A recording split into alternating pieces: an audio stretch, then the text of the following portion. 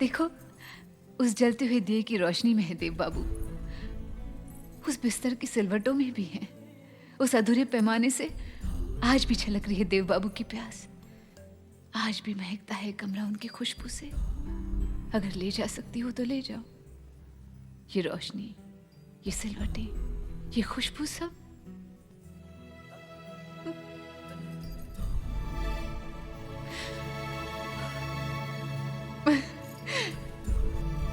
सब तुम्हारा। बाकी हम नहीं लौटा सकते आपके देवदास को। बहुत चाहती हो देव को। मैं तो सिर्फ उनकी पूजा करती हूँ। तसल्ली हुई कि देव अब इस दुनिया में अकेले नहीं रहे। देखा, बातों बातों में जिस काम के लिए आई थी वो तो भूल ही गई। दुर्गा पूजा की इच्छा रखती हूँ, तुम्हारे आंगन की मिट्टी चाहती हूँ। इजाजत है?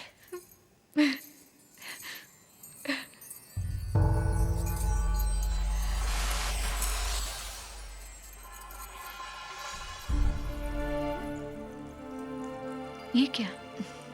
आई थी देव को लेने, पर आज तुम्हें सौंप कर जा रही हूं। पूजा में तुम्हारा इंतजार रहेगा, जरूर आना।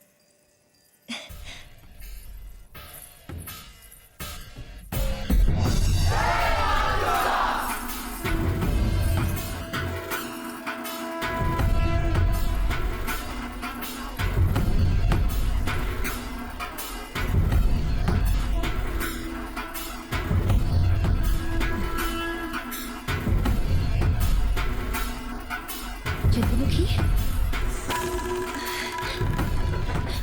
बहुत खुशी हुई कि आप यहाँ आए। सच, हमें बहुत अच्छा लगा। कैसे नाती, तुमने जो न्योता दिया था मुझे तो आना ही पड़ा। कहो, देव से मुलाकात हुई? पार्वती, कौन आया है तुमसे मिलने? जी ये चंद्रमुखी है, हमारी सहेली, कलकत्ते से आई है। जीती रहो। इस हवेली को अपना घर ही समझना बेटी। और पार्वती, इसे जल्दी जाने नहीं देना। हाँ माँ, अब तो इसे दुर्गा पूजा की बात ही जाने दूंगी। नहीं पारो, मैं यहाँ नहीं रह सकती। क्यों नहीं रह सकती? बहुत दिनों से हमारे दिल ने भी किसी से बात नहीं की चंद्रमुखी। इस त्योहार के बहाने ही सही, क्यों ना हम भी अपने दुखों को भुला दे, झूम ले, साथ नाच ले, थोड़ा सा जी ले। नहीं, शायद हमारी खुशी देव तक पहुंचे। लेकिन पारो, मेरी बात तो सुनो। अब अगर ना कहो तो देव की कसम। काली बाबू चलिए, शतरंज की बाजी अधूरी है। असली शतरंज तो यहाँ पर बिछी है मुनीम जी। देखो, देवदास की चंद्रमुखी देवदास की पारो से मिलने आई है। पारो कौन? सासू माँ पार्वती। अब तो एक चाल चलूंगा और चारों खाने चित। वाह बड़ी माँ वाह, ये जश्न भी क्या खूब रंग लाया है। एक ठकुराइन और एक तवायफ, दोनों को साथ साथ लाया है। वाह! ये आप क्या कह रहे हो जमाई बाबू? जो आप देख रहे हो बड़ी माँ, और जो सारा गांव देख रहा है, ये औरत जिसे ठकुराइन अपनी सहेली कहती है, एक बाजारू औरत है। क्यों सासू माँ?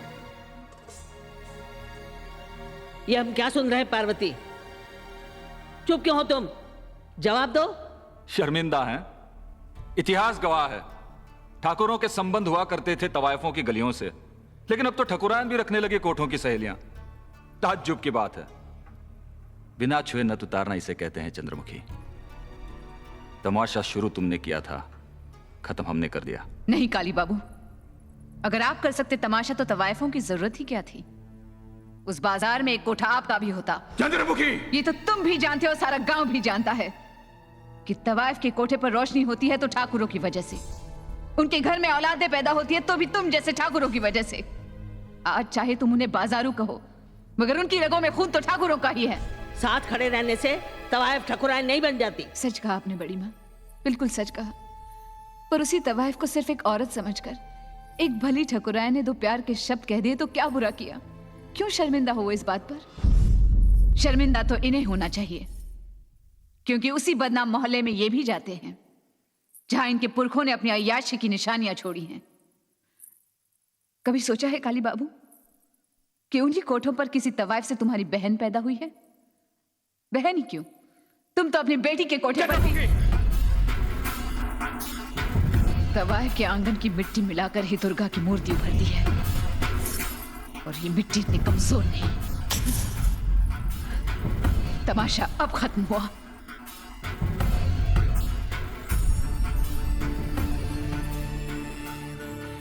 चलते हैं ठकुराइन, वापस उसी दुनिया में।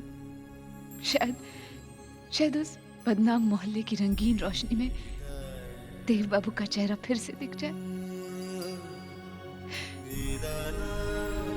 चलते हैं।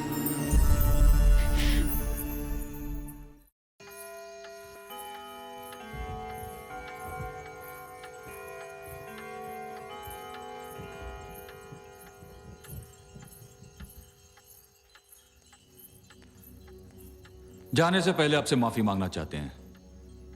चंद्रमुखी की बात हमने सारे गांव के सामने कह दी, गलती हो गई। लेकिन दोबारा हमने ये गलती नहीं की। हमने आपकी और देवदास की दोस्ती की बात सिर्फ आपके पति और बड़ी मां से कह दी है। आपको कान खींचने की रस्म पसंद थी ना, हमें नाक काटने की। चलते हैं।